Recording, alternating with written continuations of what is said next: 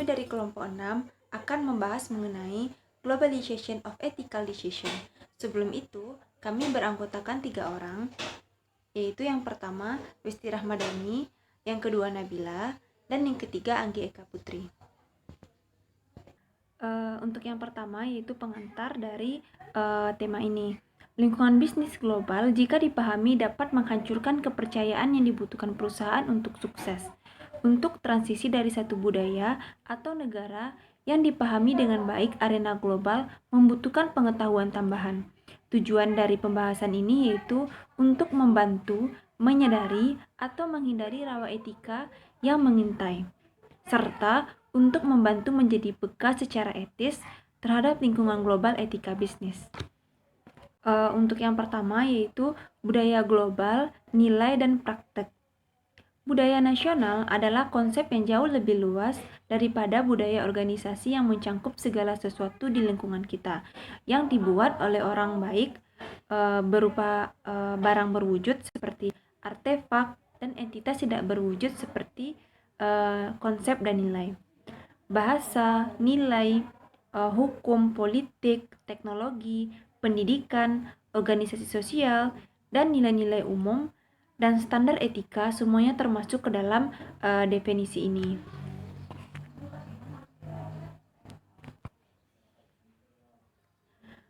Nilai budaya yang berbeda dan bagaimana pengaruhnya terhadap bisnis telah menarik minat para ahli manajemen selama bertahun-tahun. Banyak yang telah mengembangkan kerangka kerja untuk mengklasifikasikan pola perilaku budaya yang dapat membantu para pebisnis yang bekerja di berbagai negaranya. Salah satu kerangka kerja yang paling terkenal diusulkan oleh Profesor Manajemen Belanda Holstad. Holstad mengidentifikasikan 4 dimensi budaya yang berdampak besar terhadap lingkungan bisnis, yaitu individualisme, jarak kekuasaan, penghindaran ketidakpastian, dan feminitas.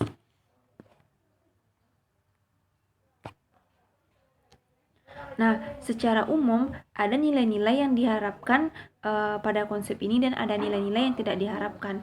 Yang pertama yaitu nilai-nilai umum yang diinginkan, di antaranya integritas, persatuan keluarga dan masyarakat, kesetaraan, kejujuran, kesetiaan, berbagi, dan tidak mementingkan diri sendiri. Kemudian ada nilai-nilai yang tidak diinginkan seperti ketidaktahuan, kesombongan dan egoisme, keinginan egois, nafsu, kesetaraan, perzinahan, pencurian, penipuan, kebohongan, pembunuhan, kemunafikan, fitnah, serta kecanduan. Selanjutnya yaitu Yayasan Ekonomi Etika Bisnis. Sistem keuangan yang kompleks dapat memberikan banyak kesempatan untuk mengambil risiko berlebihan dan memanipulasi berbagai pemangku kepentingan. Banyak masalah etika muncul saat menghadapi krisis. Gangguan kebutuhan dan rantai pasokan global menciptakan peluang bagi individu dan organisasi untuk terlibat dalam eksploitasi. Organisasi yang tidak etis mungkin membebankan harga selangit selama masa krisis karena orang-orang bergantung kepada produknya untuk bertahan hidup. Sebaliknya, komunitas global diharapkan untuk terlibat dalam bantuan dan upaya filantropi untuk membantu negara-negara pulih dari bencana. Untuk memahami kapitalisme dan jenis bisnis beroperasi di ekonomi yang berbeda, harus memahami sistem ekonomi dasar. Sistem ekonomi memiliki dampak yang signifikan terhadap etika bisnis, karena mereka menentukan peran pemerintah dalam bisnis, jenis undang-undang yang mengatur bisnis, dan jumlah kebebasan yang dimiliki perusahaan dalam aktivitasnya. Sosialisme mengacu pada teori-teori ekonomi yang menganjurkan penciptaan masyarakat ketika kekayaan dan kekuasaan dibagi dan distribusi secara merata berdasarkan jumlah pekerjaan yang dikeluarkan dalam produksi. Ekonomi rasional didasarkan pada asumsi bahwa orang dapat diprediksi dan akan memaksimalkan utilitas pilihan mereka relatif terhadap kebutuhan dan keinginan mereka. Pandangan yang luas mencangkup pemikiran tentang konsekuensi dari tindakan mereka pada berbagai pemangku kepentingan dan menggunakan perusahaan sebagai alat untuk kebijakan publik. Sementara pandangan yang sempit melibatkan misalnya hanya melihat jumlah pekerjaan yang diciptakan. Selanjutnya kita masuk pada korporasi multinasional. MNC adalah perusahaan publik yang beroperasi dalam skala global, tanpa ikatan yang signifikan dengan satu negara atau wilayah. MNC mewakili komitmen bisnis internasional tingkat tertinggi dan didirikan oleh strategi global yang berfokus pada peluang di seluruh dunia.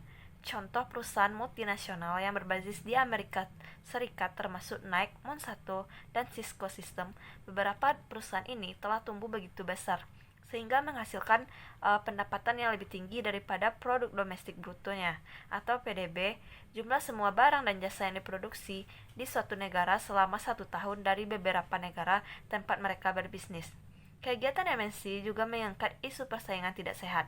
Karena sifatnya yang terdiverifikasi, MNC dapat meminjam uang dari pasar modal lokal dalam volume yang jauh lebih tinggi daripada perusahaan lokal yang lebih kecil. Perusahaan multinasional juga dituduh gagal menanggung bagian yang sesuai dari biaya pembangunan sosial. Mereka sering menerapkan teknologi canggih dengan produktivitas tinggi yang tidak dapat dibeli atau diterapkan oleh perusahaan lokal karena mereka kekurangan pekerja yang memenuhi persyaratan.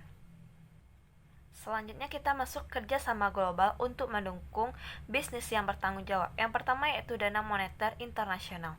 Dana Moneter Internasional atau IMF berawal dari perjanjian Bretton Woods pada Juli tahun 1944.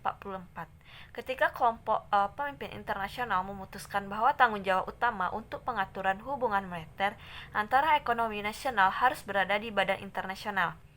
IMF memberikan pinjaman jangka pendek ke negara-negara anggota yang mengalami defisit dan menyediakan mata uang asing bagi para anggotanya. IMF juga memberikan informasi tentang negara-negara yang mungkin gagal membayar utang mereka. Negara-negara anggota menyediakan sumber daya untuk mendanai IMF melalui sistem kuota yang proporsional dengan ukuran ekonomi masing-masing.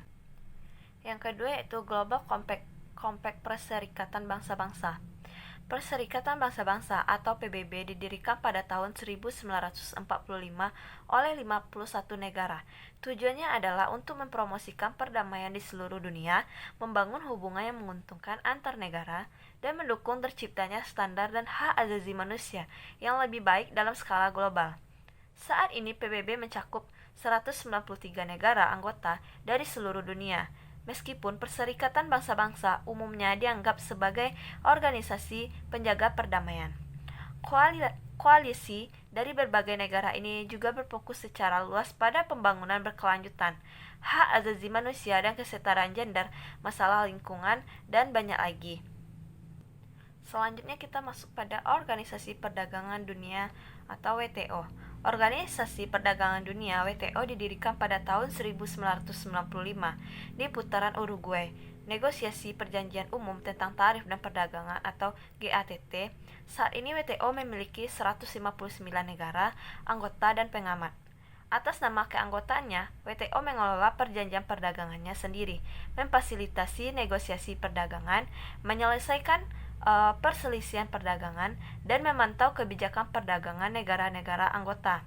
WTO membahas masalah ekonomi dan sosial melibatkan pertanian, tekstil dan pakaian, perbankan, telekomunikasi, pembelian pemerintah, standar industri, peraturan sanitasi makanan, jasa dan kekayaan intelektual. Ini juga memberikan aturan dasar yang mengikat secara hukum untuk perdagangan internasional dan kebijakan perdagangan. Organisasi berusaha untuk mengurangi hambatan perdagangan antar dan di dalam negara dan menyelesaikan sengketa perdagangan. Yang keempat yaitu masalah etika global. Di bagian ini kami berfokus pada isu-isu yang memiliki dampak dramatis pada bisnis global, termasuk risiko etika global, penyuapan, aktivitas anti-monopoli, keamanan internet, dan privasi. Kami juga membahas hak-hak dasar seperti hak asasi manusia, perawatan kesehatan, tenaga kerja, kompensasi, serta masalah konsumerisme. Masalah penyuapan anti-monopoli adalah salah satu bidang pertanian perhatian yang paling ditargetkan bagi pemerintah di seluruh dunia. hak asasi manusia dan tenaga kerja adalah beberapa yang lebih sering disalahgunakan dalam lingkungan bisnis global. Yang pertama yaitu risiko etika global. Meskipun globalisasi memiliki banyak manfaat, namun bukan tanpa risiko. Risiko menciptakan masalah etika bagi perusahaan global untuk dikelola. Organisasi yang dikenal sebagai Grup Eurasia baru-baru ini mengidentifikasi 10 bidang utama risiko internasional. Banyak dari risiko ini mengharuskan organisasi yang menjalankan bisnis secara global untuk membuat keputusan bisnis yang etis.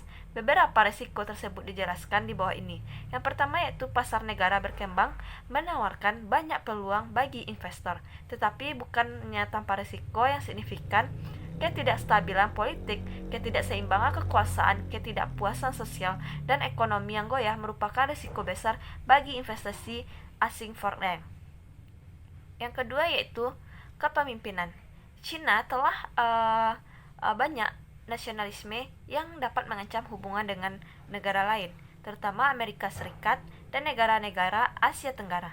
Ketegangan antara Cina dan Jepang tampaknya meningkat ke serangan Jepang. Selanjutnya yaitu penyuapan. Suap telah menjadi masalah bagi beberapa perusahaan besar. IBM, Daimler, AG, dan Monsanto didakwa melanggar FCPA dan membayar denda yang besar. Walmart sedang diselidiki atas dugaan suap di Meksiko. Meskipun terkadang penyuapan dilakukan dengan kepatuhan penuh dari manajemen puncak, perusahaan besar dengan banyak cabang operasi global dan banyak karyawan lebih sulit mendeteksi pelanggaran tersebut. Pelanggaran tindakan dapat mengakibatkan denda individu sebesar 100.000 US dollar dan waktu penjara. Hukuman bagi perusahaan bisa mencapai jutaan. Beberapa pelanggaran FCPA lebih mudah dideteksi daripada yang lain.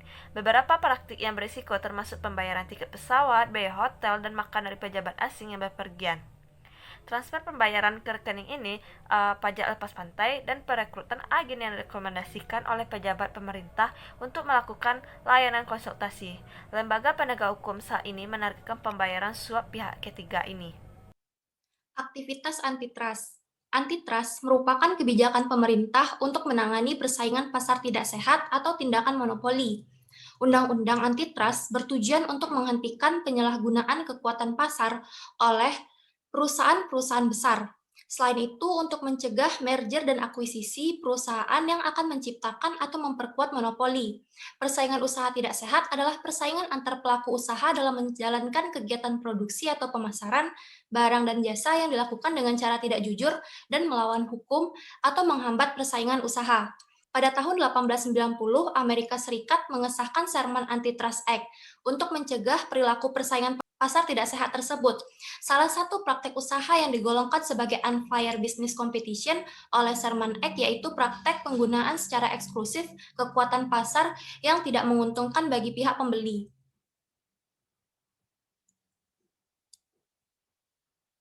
Keamanan dan privasi internet.